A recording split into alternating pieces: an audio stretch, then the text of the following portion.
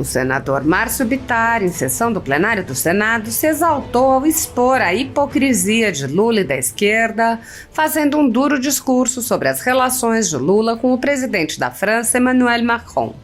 O senador também se exaltou com a presença de José Dirceu no Senado e expôs o grau de hipocrisia da extrema esquerda, que recebe Dirceu enquanto mantém a perseguição política extrema a cidadãos conservadores. O senador enfatizou a assimetria nas relações entre o Brasil e a França, mostrando como a recepção a Macron mostra que Lula age apenas pelos interesses de seu grupo e não pelo Brasil. Bittar lembrou que Macron se encarregou de impedir o acordo entre a União Europeia e o Mercosul e disse, na mesma época em que ele foi encarregado, repito, de bater a porteira, fechar a porteira na cara do Brasil, o que ele disse? Não, mas nós vamos arrumar um fundo, vamos arrumar um dinheiro para o Brasil. Há pouco tempo ele já disse que não vai cumprir isso. Eu não estou inventando, está na imprensa. Ele já disse que não vai cumprir. Então veio fazer o quê no Brasil? O sujeito bate a porteira na cara do país, não aceita o que nós queremos, que é abrir o comércio europeu para o Mercosul, promete um recurso e não cumpre, e já disse que não vai cumprir isso, vem ao Brasil. E o Brasil ainda é muito rico, não é? Não tem desemprego no Brasil, não tem problema nenhum aqui. Vai ajudá-lo a combater o garimpo ilegal na Guiana Francesa. Márcio Bittar prosseguiu, mas a hipocrisia não para por aí não. Alguém ouviu nesses encontros alguma declaração conjunta sobre a morte dos Yanomamis, que nesse ano passado aumentou 6% com relação ao último ano do Bolsonaro? Nenhuma fala, um silêncio criminoso. Então, só se incomodavam com a morte dos Yanomamis porque quem governava o Brasil era Bolsonaro. Agora não ligam mais. Nenhuma palavra, nenhuma palavra. Mas a hipocrisia não tem limite não. Mais do que isso, em fevereiro, a Amazônia bateu recorde de focos de incêndio. Houve alguma declaração dessa delegação do governo francês com o brasileiro na Amazônia? Zero declaração. Repito, silêncio criminoso. E isso mostra mais uma vez a hipocrisia. O senador comparou a atitude do presidente da Guiana com a de Lula, apontando que sentiu inveja de ter um presidente como aquele e questionou a subserviência de Lula, perguntando: por que o governo recebe com festa um sujeito desses? Será que é pelo dinheiro que ele remete para as ONGs ligadas à esquerda? Na época da campanha, todos foram militância para a esquerda. Eu desconfio que sim, porque interesse nacional não existe. O senador Márcio Bittar explicou ainda que o convite para que José Dirceu discursasse no Senado revela a mesma hipocrisia da esquerda. Ele disse: se tem um sujeito que nunca lutou pela democracia, foi o José Dirceu. José Dirceu é o fundador do Foro de São Paulo. O Foro de São Paulo não prega chegar ao poder através da democracia. O que o Foro de São Paulo prega é a extensão do regime socialista comunista na América Latina, dito por eles mesmos. O mesmo Foro de São Paulo que agasalhava quem? Os fundadores das Farc. Onde é que José Dirceu lutava pela democracia antes do regime militar? Ele lutava pela ditadura do proletariado. A ditadura do proletariado, para quem não sabe, é a ditadura comunista, que já matou muito mais, inclusive, do que a sua... O senador acrescentou: a hipocrisia é que a esquerda perdoa inclusive o Che Guevara. Eles acham normal andar com a camiseta do Che Guevara, que é e foi um assassino confesso. É só acessar na ONU, a sessão em que ele foi representando Cuba. Ele disse isso. Não precisou ninguém falar por ele, ele próprio disse isso. Mas Che Guevara pode ser homenageado pela esquerda, não tem problema e nós toleramos isso. Agora, aqueles brasileiros do dia 8 de janeiro, esses não podem receber anistia. José Dirceu pôde. Dilma Rousseff, guerrilheira que não lutava por democracia, lutava pela implantação do comunismo, pôde ser anistiada, mas homens e mulheres pobres do Brasil, humildes, que vieram protestar aqui, inconformados com o resultado das eleições, esses não podem receber anistia na ótica da esquerda. Mais de 2.000 pessoas foram presas em massa a mando do ministro Alexandre de Moraes, do Supremo Tribunal Federal, com a colaboração do Exército Brasileiro, sem o menor respeito a direitos humanos ou ao devido processo legal. Centenas dessas pessoas passaram meses a fio presas e só foram libertadas com medidas cautelares excessivas e arbitrárias, muito piores do que as que são aplicadas a pessoas condenadas por crimes graves.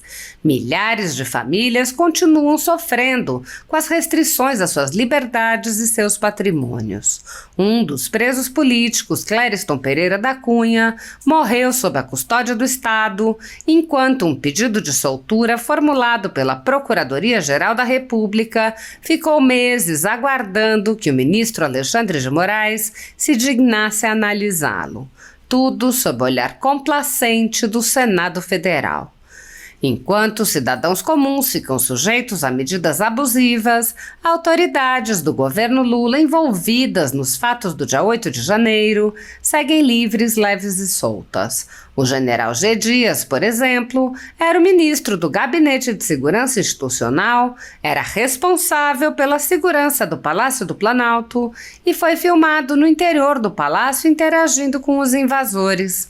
Até o momento, o general G. Dias não foi preso, não sofreu busca e apreensão, não teve seu passaporte apreendido, nem suas contas bloqueadas, nem seus bens ou sua renda apreendidos. Não foi nem censurado.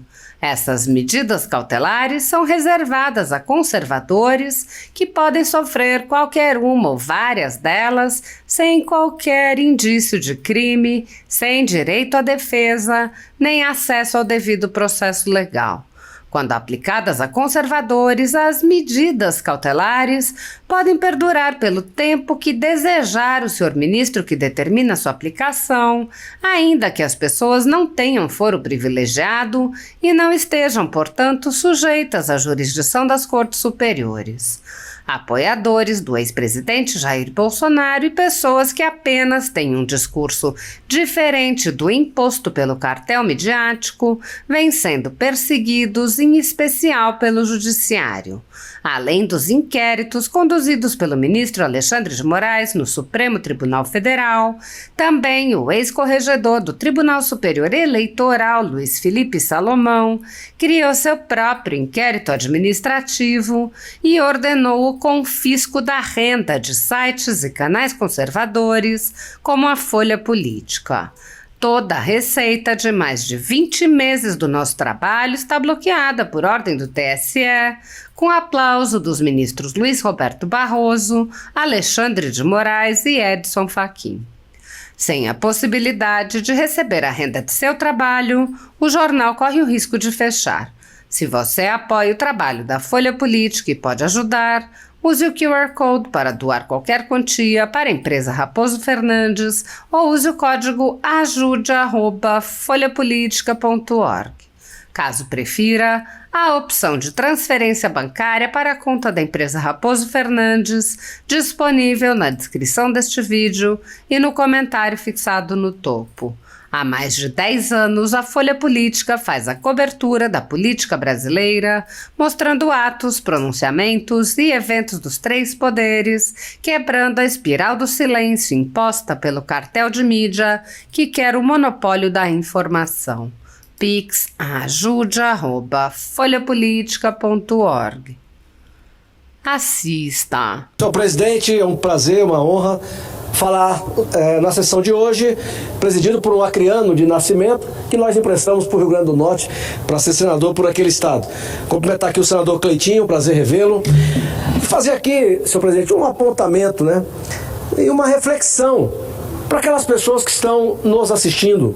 Vossa Excelência, que emprestou o seu brilhantismo para a CPI das ONGs, que ajudou a mostrar para o Brasil a hipocrisia de ONGs macumunadas com países estrangeiros, dizendo-se preocupadas com a população tradicional, os indígenas, os ribeirinhos, preocupados com a questão ambiental, quando na verdade escondem interesses econômicos daqueles países que fornecem fartos recursos, que para o Brasil é esmola, mas para as ONGs são muitos recursos. Então, Vossa Excelência, repito, que emprestou a sua competência, seu brilhantismo, sua dedicação, viajou conosco para vários lugares, quase todas as sessões externas que fizemos, vai se lembrar de que dizíamos muitas vezes da hipocrisia de países como a França. E eu não posso perder a oportunidade de mais uma vez fazer este registro. O presidente francês, confesso, por quem tenho enorme antipatia, porque mete o bedelho aonde não foi chamado, é metido a esperto, né? Ele esteve no Brasil, foi embora há 2 dias, não vai fazer falta. Agora, ele foi recebido aqui com toda a pompa e circunstância pelo presidente da República, pela ministra do Meio Ambiente, por várias autoridades. As fotos que surgiram dava conta de um encontro felicíssimo, uma festa, uma união de pessoas que comungam os mesmos interesses. O que foi que ele deixou no Brasil? O que foi que essa visita deixou aqui? O que eu sei, por incrível que pareça, a notícia que se tem é que o Brasil firmou um acordo com este esperto, aonde nós vamos ajudar a França a combater o garimpo ilegal. Aonde? Na Guiana Francesa. Esse sujeito, que passou por aqui uns dias, recebido com festa pelo governo e pelos seus ministros, foi o mesmo que bateu a porteira na cara do Lula, na cara do presidente Lula, na Europa, lembra-se? Quem foi o chefe de Estado europeu encarregado de anunciar para o presidente do Brasil que a comunidade europeia, o mercado europeu não aceitava, como não aceita, fazer o acordo com o Mercosul? O encarregado pela Europa Ocidental de bater a porteira na cara do Brasil foi o seu Emmanuel Macron. Isso nos interessava, que eles quebrassem um pouco as barreiras que eles impõem, que praticamente proíbe que os nossos produtos sejam competitivos no mercado interno da Europa Ocidental. Então, isso ele disse categoricamente não. O acordo era prejudicial aos países europeus. Isso nos interessava. Ele disse que não pode. Ele foi o porta-voz daqueles países que adoram falar sobre a Amazônia e decidir sobre a Amazônia. Para minha vergonha, como brasileiro e como amazônida. Na mesma época em que ele foi encarregado, repito, de bater a porteira, fechar a porteira na cara do Brasil, o que ele disse? Não, mas nós vamos arrumar um fundo, vamos arrumar um dinheiro para o Brasil. Há pouco tempo ele já disse que não vai cumprir. Eu não estou inventando, está na imprensa. Ele já disse que não vai cumprir. Então vem fazer o que no Brasil? O sujeito bate a porteira na cara do país, não aceita o que nós queremos, que é abrir o comércio europeu para o Mercosul, promete um recurso e não cumpre, e já diz que não vai cumprir. Aí vem no Brasil, e o Brasil ainda é muito rico, né? Não tem desemprego no Brasil, não tem problema nenhum aqui, vai ajudar a combater o garimpo ilegal na Guiana Francesa. Mas hipocrisia não para por aí, não. Alguém ouviu nesses encontros alguma declaração conjunta sobre a morte dos Yanomamis, que neste ano passado aumentou 6% com relação ao último ano do Bolsonaro? Nenhuma fala. O silêncio criminoso.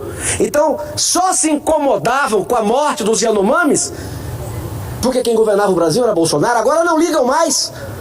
Nenhuma palavra. Nenhuma palavra. Mas a hipocrisia não tem limite, não.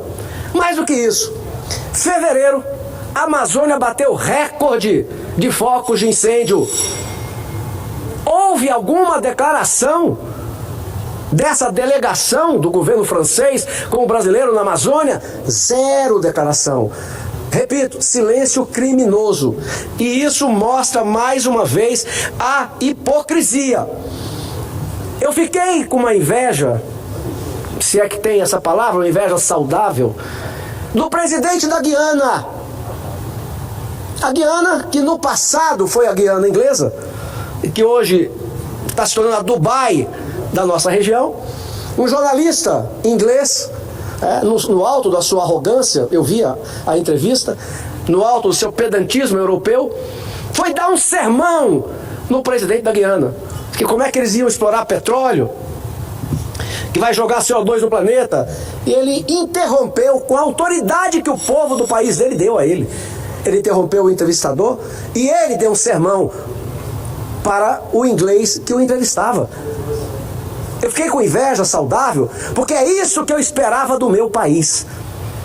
Esses Alemanha, Inglaterra, Estados Unidos, Canadá. Alguém acha que o Canadá está preocupado com a questão ambiental do Brasil? Ou com o seu povo? Claro que não.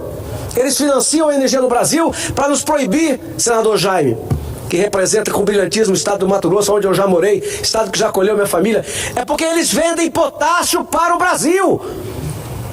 A Noruega, quando financia o Fundo da Amazônia, que eu já disse nessa tribuna, é um fundo apátrida. Não, todo dinheiro é bem-vindo no Brasil, que vergonha! Um dinheiro que vem criar militância para trabalhar contra o progresso brasileiro. Ele é bem-vindo no Brasil? Claro que não! Então o que eu esperava ver do governo brasileiro, eu vi do presidente da Guiana. Ele interrompeu e ele sim deu um sermão. Quem é a Europa que não sabe o que é APP? Quem é a Europa para cobrar de nós? Não é nada. E vive impondo. Agora sabe por quê, presidente? Eu tenho uma desconfiança. Porque fico pensando assim, apesar de tudo isso, que são fatos, por que o governo recebe com festa um sujeito desse? Será que é o dinheiro que ele remete para as ONGs ligadas à esquerda? Que na época da campanha todos formam militância para a esquerda? Eu desconfio que sim. Porque interesse nacional não existe. E por último, presidente, só um apontamento. Eu sou daqueles que entendo que se o sujeito está solto, qualquer senador tem o direito de convidá-lo. Está solto. Então ele está nesse momento livre, das garras da justiça. Mas não posso deixar de fazer minha observação. Então o líder do governo, Randolph, tem direito de convidar o Zé Disseu para a sessão solene do Congresso Nacional. Mas eu também tenho o direito de achar que é outra hipocrisia. Porque se tem um sujeito que nunca lutou pela democracia, foi Zé Disseu. Zé Disseu é o fundador do Foro de São Paulo. O Foro de São Paulo não prega chegar ao poder através da democracia. O que o Foro de São Paulo prega é a extensão do regime socialista comunista na América Latina, dita por eles mesmos. O mesmo Foro de São Paulo que agasalhava quem? Os fundadores das Farc. Onde é que Zé Disseu lutava pela democracia? Antes do regime militar, ele lutava pela ditadura do proletariado. Ditadura do proletariado, para quem não sabe, é a ditadura comunista, que já matou muito mais, inclusive, do que a suástica nazista. Então, repito, é um direito do líder do governo chamar aquele que foi condenado. Não foi por mim não, presidente. Foi pelo Supremo Tribunal Federal, como um dos mentores do maior escândalo de corrupção do Brasil. E o que é interessante, olha como a esquerda é uma coisa doentia. Dizia Olavo de Carvalho, toda teoria revolucionária é uma doença mental. Quando eu li aquilo eu achei exagerado, mas depois eu acabei analisando e está correto, porque não existe interrupção, existe evolução. E Olavo de Carvalho, quando dizia isso, estava prevendo aquilo que muitos depois iam entender. E a hipocrisia, senhor presidente, para terminar, é que a esquerda perdoa inclusive o Che Guevara. Eles acham normal andar com a camiseta do Che Guevara, que é e foi um assassino confesso. É só acessar na ONU. A sessão em que ele foi representando Cuba, ele diz isso. Não precisou ninguém falar por ele, ele próprio disse isso. Mas Che Guevara pode ser homenageado pela esquerda, não tem problema, e nós toleramos isso. Agora, aqueles brasileiros do dia 8 de janeiro, esses não podem receber anistia. Zé Disseu pôde. Dilma Rousseff, guerrilheira, que não lutava por democracia, lutava pela implantação do comunismo, pôde ser anistiada. Mas homens e mulheres pobres do Brasil, humildes, que vieram protestar aqui, inconformados com o resultado das eleições, estes não podem receber anistia na ótica da esquerda. Mas isso quem vai resolver é o Congresso Nacional. E uma das PECs, a PEC que propõe a anistia, é de minha autoria. Muito obrigado, senhor presidente, pela compreensão, pela paciência e pela tolerância. Muito obrigado.